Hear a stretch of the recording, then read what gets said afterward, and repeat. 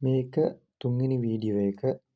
ශාකයක ද්විතීක වර්ධනය. ශාක කන්දක ද්විතීක වර්ධනය. හරි. ද්විතීක වර්ධනය කියලා කියන්නේ ශාක කන්ද මහත් වෙන එක. ඒතර මහත් වෙන්නේ මොකක් නිසාද? කැම්බියම් පටක දෙකක් නිසා. පළවෙනි කැම්බියට අපි කියනවා සනාල කැම්බියම.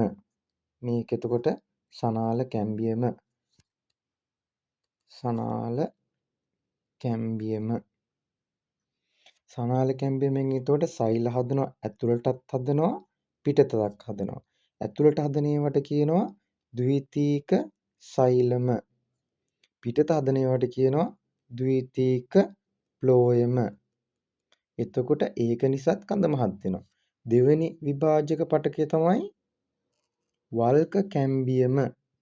දෙවෙනි එක වල්ක කැම්බියම. වල්ක කැම්බියම. එතකොට මේ වල් කැම්බියම නිසා සෛල පිටතත් හදනවා, ඇතුළතත් හදනවා. ඇතුළට හදන ඒවා හදන්නේ බාහික සෛල වගේ.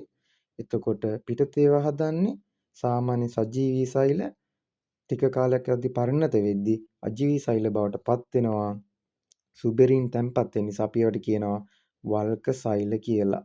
ඒක නිසා මොකද වෙන්නේ? ආයෙත් ශාකන්ද මහත් වෙනවා. මහත් වෙනකොට අපි චර්මය පිපිරිලා යනවා. අපි චර්මයේ තියෙන්නේ නැහැ. එතකොට ද්විතීක වර්ධනය කියන්නේ ශාකන්ද මහත් වෙන්නේ මොකක් නිසාද? සනාල කැම්බියමයි වල්ක කැම්බියම නිසා. මේක තමයි ශාකයක ද්විතීක වර්ධනය කියලා කියන්නේ. ඉතින් මේ වගේ වීඩියෝස් බලන්න සබ්ස්ක්‍රයිබ් කරන්න. බයොලොජි හරි ලේසි.